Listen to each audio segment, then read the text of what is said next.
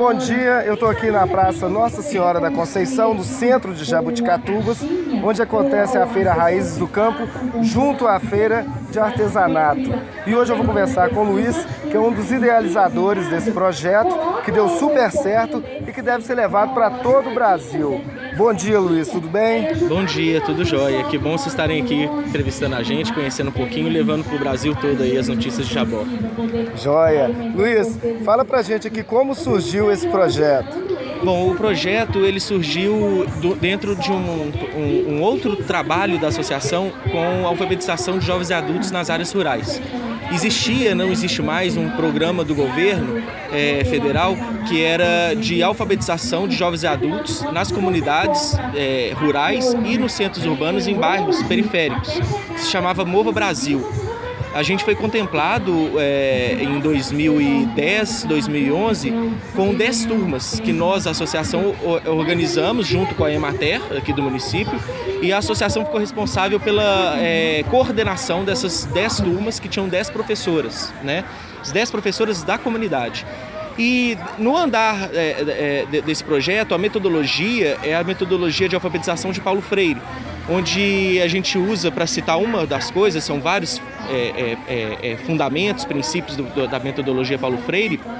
Uma das coisas que a gente usa é conhecer a realidade local e usar a realidade local para gerar os temas do processo de alfabetização. Então, o currículo dessas turmas de alfabetização era a realidade deles, né? Então a gente aliava a visão dele da realidade, as questões que ele trazia, com um olhar mais reflexivo, podemos dizer assim, entre aspas, científico, né? Da reflexão.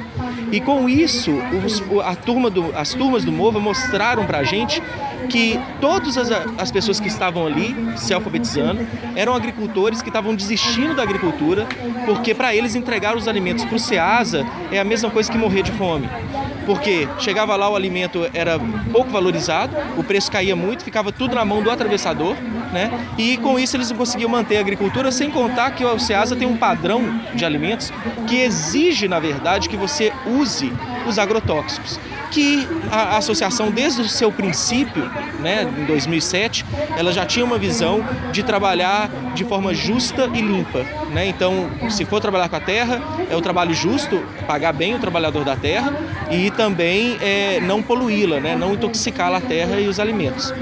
Então, dessas turmas de alfabetização, a gente percebeu que um tema muito importante era a agricultura, e o principal problema da agricultura era aonde vender. Não depender de um atravessador, né? O próprio agricultor pode entregar no supermercado, mas ainda assim o supermercado é um atravessador, né? Então, a Feira Livre foi decidida por esse grupo de agricultores.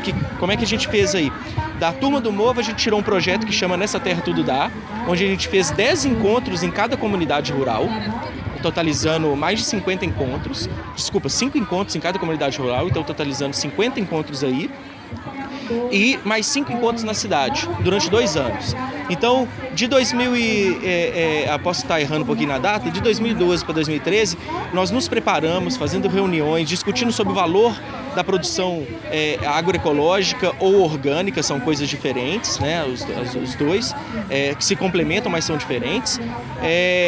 E também discutindo a questão dos mercados. Então, nós discutimos os mercados institucionais, que foi uma política de governo excelente, que é a venda para merenda escolar, ou para presídios, para hospitais, né, do governo, que é o PAA e o PNAE.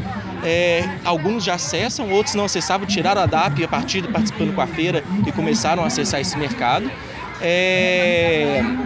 Com parceria da Emater, né, que é quem tira a DAP no município.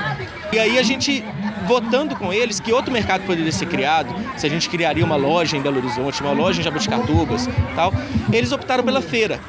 Porque a Feira Livre, ela tem menos burocracia, né? Você não precisa ter um CNPJ para funcionar, você não precisa ter um cupom fiscal, né? Uma nota fiscal do produto e tal. Então, eles optaram pela Feira Livre porque na feira também tem outra qualidade, eles podem trazer tudo que eles têm. O Ceasa não absorve tudo que tem, o supermercado não absorve tudo que tem. E uma coisa que não existia mais no supermercado, que estava faltando, era o maxixe, era a bedroega, cansanção,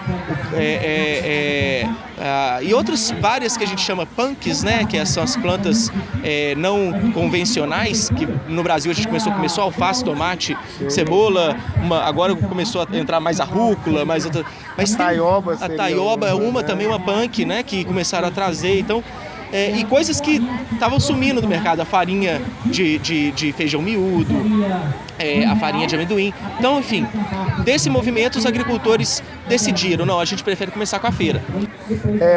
A feira é uma etapa desse projeto. Eu vi que vocês estão trocando experiências hoje com pessoas de outras regiões, de outros lugares, mas até chegar aqui acontecem outras coisas. Você podia falar para a gente algumas das atividades que acontecem? A associação, ela trabalha, a Associação Amanu, que foi a gestora que criou a Feira Raízes do Campo, ela trabalha com economia solidária, agroecologia, educação popular, tecnologias sociais, construção ecológica e, vamos dizer assim, outras ramificações dessas áreas que vão aparecendo.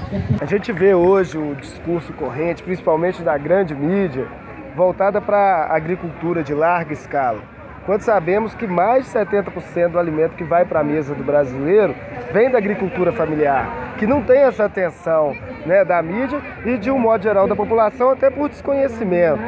Você acredita que projetos como esse, é uma forma de fortalecer essa agricultura familiar que carece dessa visibilidade? Sim. Como você falou, 70% ou mais do que vem para a nossa mesa, comida, alimento, sai da mão de um agricultor familiar, seja convencional, que usa agrotóxicos, seja agroecológico. Esse agricultor, se você olhar em volume de dinheiro, né, ele produz muito menos do que o agronegócio, só que ele está com uma porcentagem da terra muito menor. Então, por metro quadrado, por hectare, ele produz muito mais dinheiro do que o agricultor, o agronegócio. Muito mais. Esses dados existem, foram criados pelo Ministério do Desenvolvimento Agrário. Esse governo agora que nós temos não reconhece esses dados. Ele é um governo ligado à bancada ruralista, né? Então é normal não reconhecerem esses dados, né? É normal, sim, dá para entender, mas não é lógico, não é racional eles não reconhecerem, mas os dados são muito claros. O agricultor emprega mais pessoas por hectare, produz mais alimento por hectare, o agricultor familiar, e gera mais renda por hectare. Então, se nós tivéssemos, em vez de ter 70% da nossa terra na mão do agronegócio e 30% na mão da agricultura familiar, se a gente invertesse, fizesse a reforma agrária, que é uma dívida desse país com o agricultor, e passasse 70% para a mão do agricultor familiar e 30% para o agronegócio, que está bom demais para eles, a gente ia ter um país muito mais viável financeiramente, com uma produção de alimentos muito mais rica, com geração de emprego e renda muito maior. Isso, os dados são bem lógicos. Só que a grande mídia, as bancadas que são financiadas por esses ruralistas, enfim, não reconhecem, uma briga ainda de gigante, dos gigantes contra pequenos, né? Apesar de sermos a maioria. E quais os dias que a feira acontece? A feira está acontecendo todo segundo sábado de cada mês e quarto sábado de cada mês. É muito importante o pessoal entender que não é segunda e quarta-feira, não. É o segundo sábado e o quarto sábado de todo mês.